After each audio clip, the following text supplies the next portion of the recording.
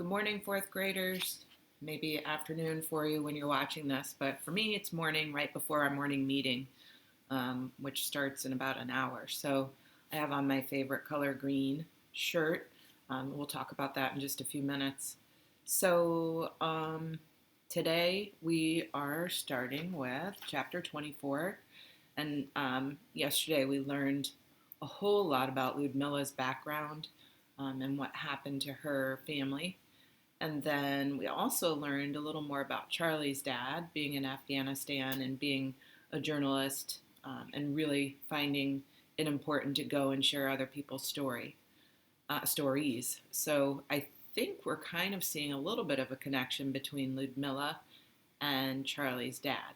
So let's keep reading and see what else we learn. This chapter starts first. We have a picture again, photograph, and it says parrot rescue, green parrot. And chapter 24 starts off with Charlie's someday birds list. So someday birds list: bald eagle, great horned owl, check; trumpeter swan, half check; sandhill crane, turkey vulture, emu in Australia, passenger pigeon, extinct; Carolina parakeet, also extinct; screech owl, bonus bird from Yellowstone; prairie chicken, bonus bird from Montana. I stare at the list. It's tough, but not hopeless. Since we'll be driving through Minnesota and Minnesota and Wisconsin in a few days, we'll be passing through bald eagle nesting areas.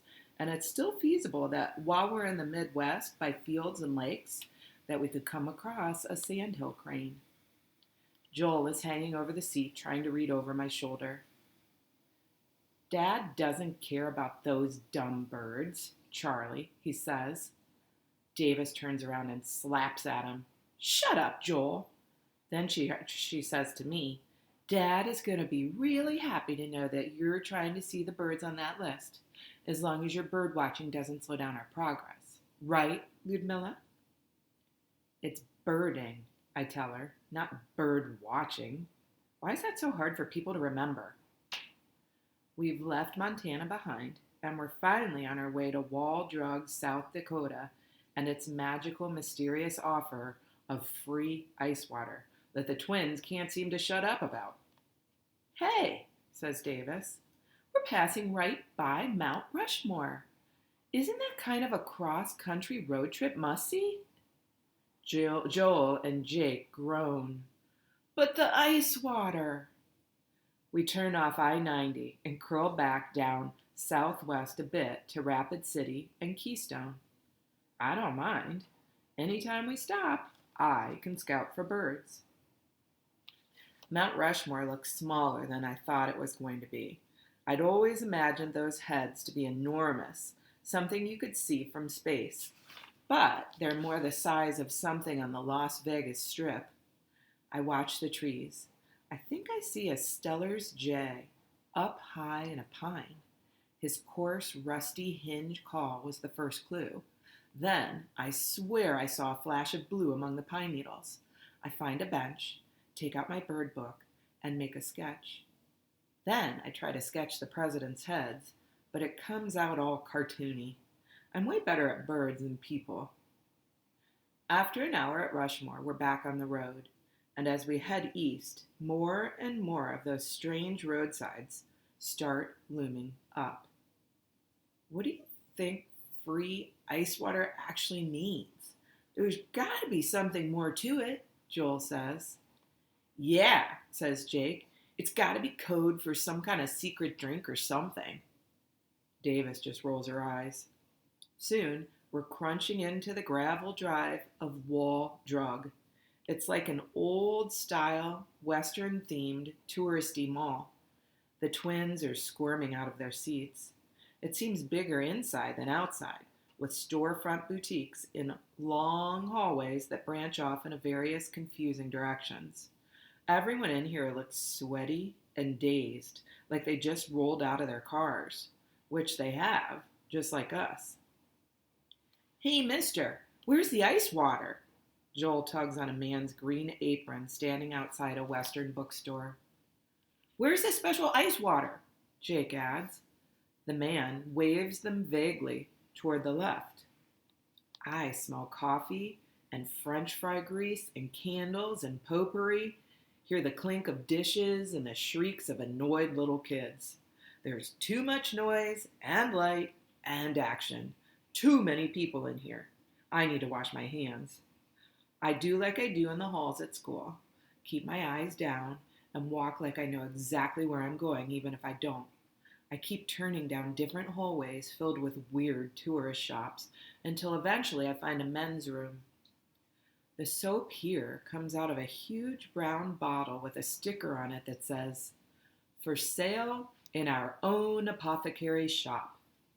Soap rinse once, soap rinse 2, soap rinse 3, soap rinse 4, soap rinse 5. Then, breathing deeply, I step back out and my stomach squirms. I've lost them.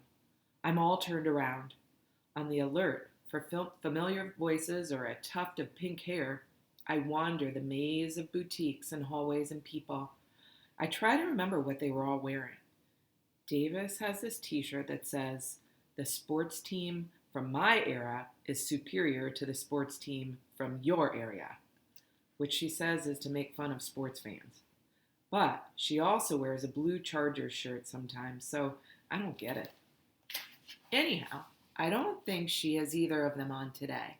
And of all the crazy outfits Ludmila owns, I can't remember what she had on this morning. I speed up, darting around corners and down halls, looking everywhere for that flash of her pink hair. Nothing. I wander out to a courtyard and suddenly a blood-curdling shriek assaults my ears. Then a shrill, garbled, inhuman voice behind me says, "Step up! Step up!" There's a flash of green wings, and before I can put up my arm to protect myself, I feel a whoosh of air, then daggers dig into my scalp. Oh my gosh. There's a parrot on my head. I look around in panic and realize I'm standing by a bunch of parrots. I see a gray and cockatiels and even some macaws on tall wooden perches bobbing their heads this way and that. Parrots in a semicircle in a small alcove in the courtyard. The bird on my head feels like he's scratching some of my hair completely out. I might end up being the only kid to start school this fall with an actual bald spot. Duty! Duty, you naughty fellow! Get off! A smiling, plump lady waddles up to me like a flustery hen. She has a bun of frizzy red hair, and she's wearing a green sweatshirt that says, "Parrot Rescue." "Step up!" she sings to the bird on my head, high and loud, flapping her elbows up and down, almost smacking me in the nose. Her voice makes my ears hurt almost as much as the parrot. "Step up, Duty! There's a pretty bird. Who's a pretty bird?" she shrieks. With one last sickening scrunch of claws down into my scalp, Duty pushes off and flutters onto the lady's arm to calmly preen his feathers. He's the biggest, brightest macaw parrot I've ever seen. His face is white marked with black, and he has a great curved golden beak. His eye is purplish, ringed with white, then black. He only has the one eye.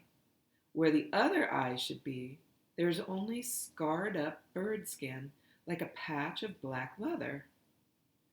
"Let's just straighten your hair back. There. Oops," she says, bending my head down with her non-parrot holding hand. "Oh, he pooped on you. Naughty Duty. Stay right where you are." I'm not sure if she's talking to me or the parrot, but I don't move. I am paralyzed anyway with parrot poop horror. She puts big green Duty back on his perch and reattaches his leg leash. The bird tilts his head and winks his one eye.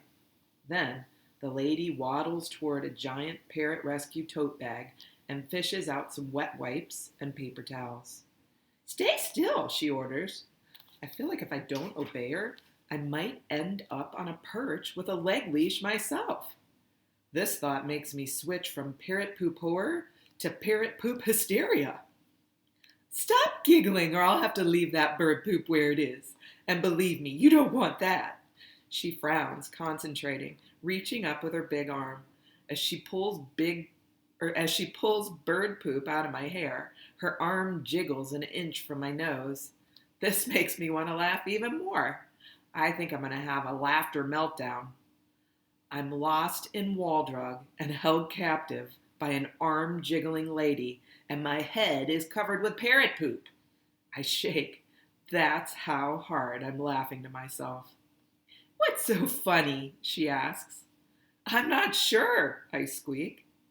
Okay, that should just about do it.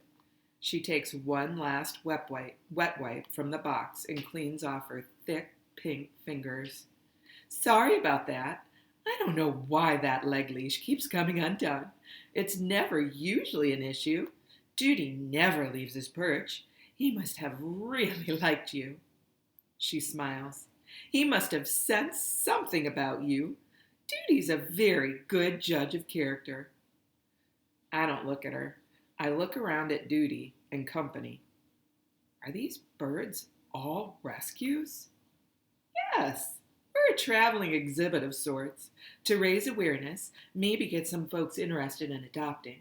Parrots live a very, very long time, and sometimes they get abandoned, or their owners' circumstances change. They move or can't keep them, or pass away. Duty's owner was a sweet old lady, but she passed on, and the daughter travels for work and couldn't take care of him. Well, what happened to his eye? Oh, no one knows. Poor sweetums. But it doesn't seem to bother him none. This lady is talking to me like we're old friends, like we actually know each other. Can I hold him the way you did? I ask her, putting my elbow up. Oh, of course, the lady says, cracking a big smile. Walk right up to him with your arm out, just like that. You're natural. Just tell him, step up. I do, and his scaly orange-brown claws clasp tightly around my forearm. I gasp. It's a weird feeling. I could think of it as a really bad feeling, but I try not to. I stay focused on Duty, not my arm. He tilts his one shiny blue-black eye at me, and it's like he really sees me, like he's trying to tell me something, but I can't quite read his visual cue. He has a bright yellow forehead, and his feathers lock together so seamlessly they look like velvet. He starts to gently pull at the neck of my t-shirt with his big yellow beak. See that? The lady exclaims. He's showing you love by grooming your feathers, preening. Only you don't have any feathers, so oops, sorry, he's tearing the heck out of your collar. Sorry about that. She laughs, and I'm laughing again, too. It's funny. When people touch me, it makes my skin crawl. But this parrot, just like with Tiberius, I don't seem to mind it as much. Still, I move so I'm lined up right by the stand and let Duty hop back onto his wooden dowel. That was fun. I have to say, young man, you are a bird natural. Do you want to meet a few more new friends? The lady asks. She is nice, and I like her. We go from perch to perch. She introduces me and a few of the other birds. Step up on my arm.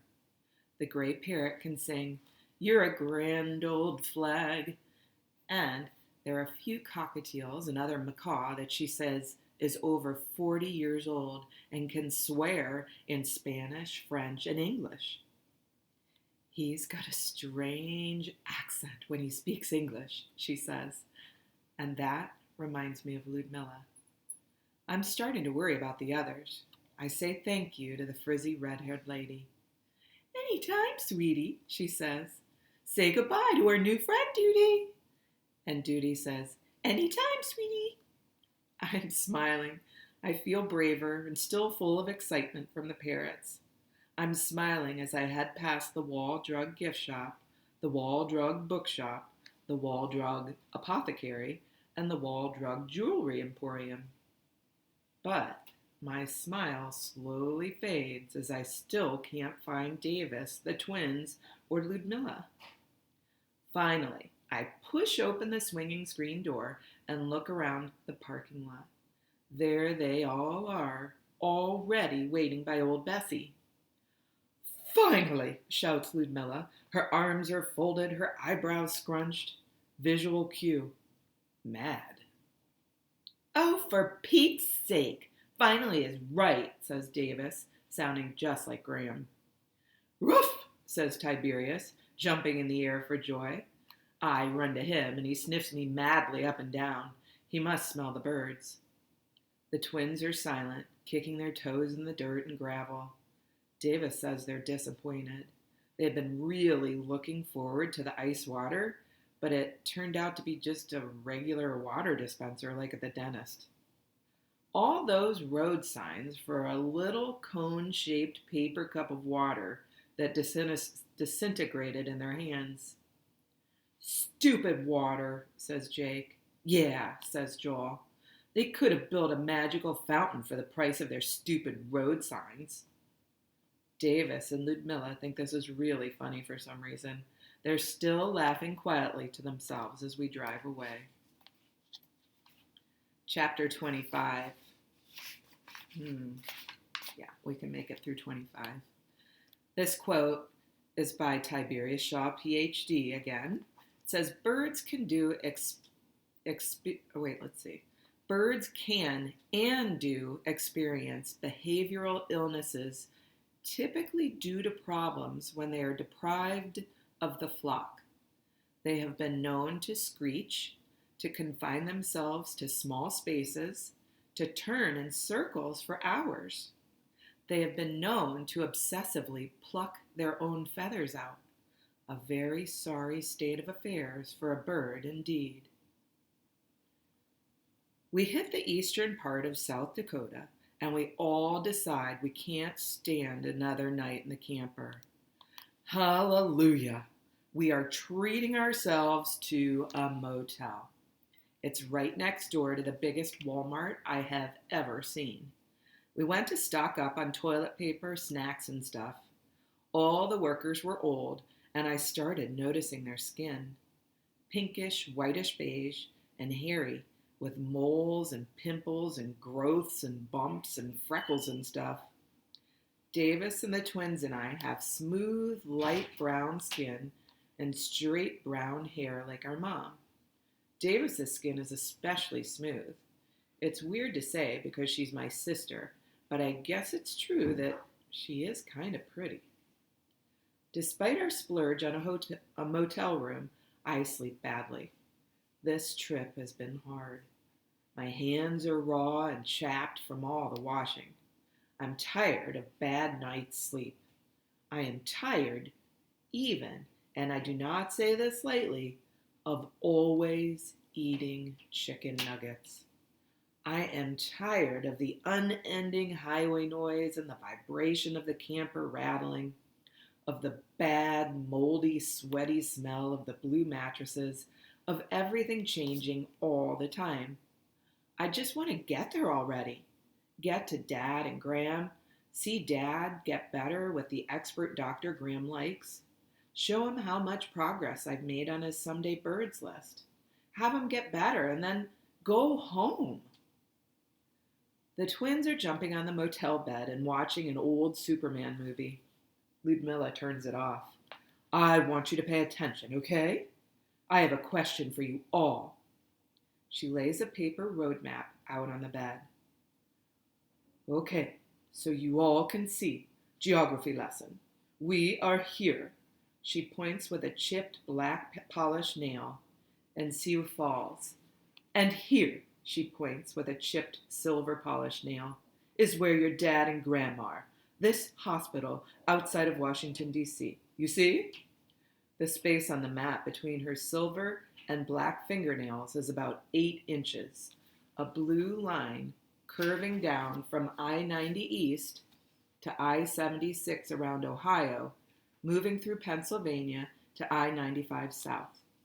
It's about 1,200 miles, That's about 20 hours of driving, and we have a few days to do it.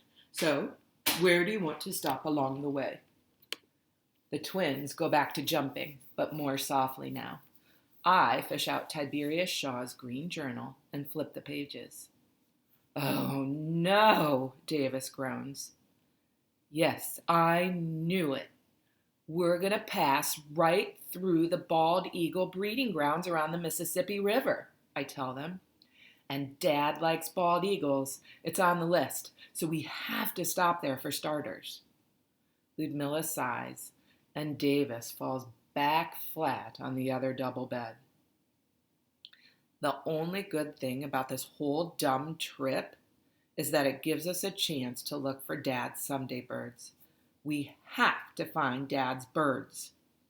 Ludmila pats me on the shoulder, and I try not to flinch. Okay, Charlie. First stop, Charlie's bald eagle hunt. Then where? Well, says Davis, you know Josh, that boy I met from the Little Bighorn? He said I could come visit him in Chicago any time. Let's stop in Chicago. The twins bat their eyelashes and fan their faces with their hands and croon in a fake Southern accent.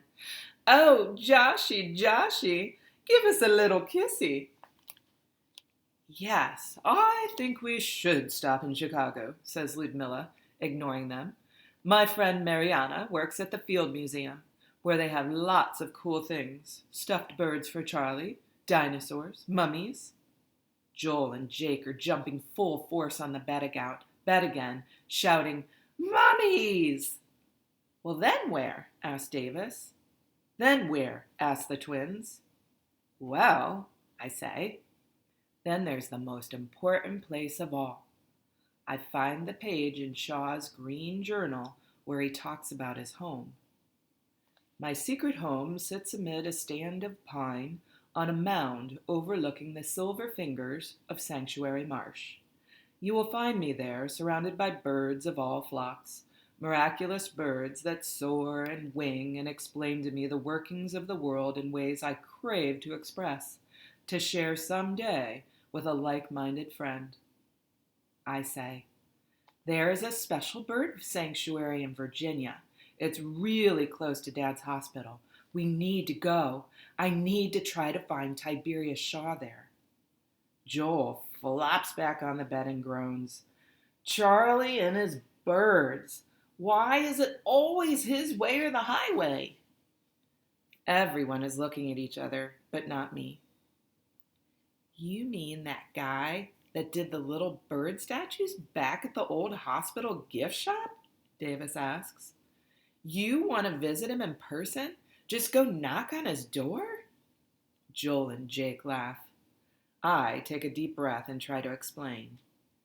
Davis, he's the biggest bird behavior expert there is, and think about it. First, I found his bird statues in the gift shop. Then, I basically stumbled across his very own private journal. And now, his actual home turns out to be right near where we're going. It's destiny, Jake yells, flapping his arms as he jumps on the bed, and Tiberius, the dog, starts barking madly.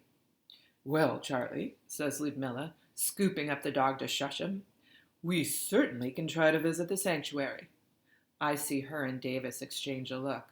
But no promises about visiting anybody's private house. That's taking things a little far, don't you think? I don't answer. I just nod. That's enough for me for now. We load back into the camper, and we head east on I-90 into a foggy summer rain. The sky looks like cement, and the air smells like rain sizzling on hot pavement. South Dakota is green and straight, so different from the beige desert of Las Vegas, the purple mountains of Wyoming, or the grassy plains of Montana. I'm in the front so I don't get car sick as usual. Ludmila flicks on the wipers and pumps the psst, psst. As the windshields clear, I think about her brother, making up that funny word for windshield wiper fluid. What would it be like to be plunged into a whole new world and have to learn a strange language? to not know how to say stuff. Then I think it's kind of like Dad. He's in a whole new world where he doesn't know how to say stuff. I shake that thought away. Ludmila, I ask, what happened next? Back in Sarajevo when you were a kid? She brushes the electric blue bangs of her wig out of her eyes. What do you mean? Swish, swish go the wipers. Swish, swish. I think you should tell us more of the story. Behind me, sitting at the little camper table, Davis takes her earphones out of her ears. The twins are back in the bunks, curled up with Tiberius, playing some handheld game. Ludmila taps her fingers on the wheel, thinking, where did I leave off? With your mother about to have a baby, pretty much. You really want this? It's not a pretty story. You know all about us, says Davis, and we don't know anything about you. Ludmila looks straight out at the rain for a really long time. Then she starts speaking. Ooh, I'm going to have to leave you with a cliffhanger today. I really want to know what Ludmila says too, but I'm going to wait until tomorrow and I'll have to catch you up then. Have a great day, everybody, and I'll see you for the next read aloud. Bye.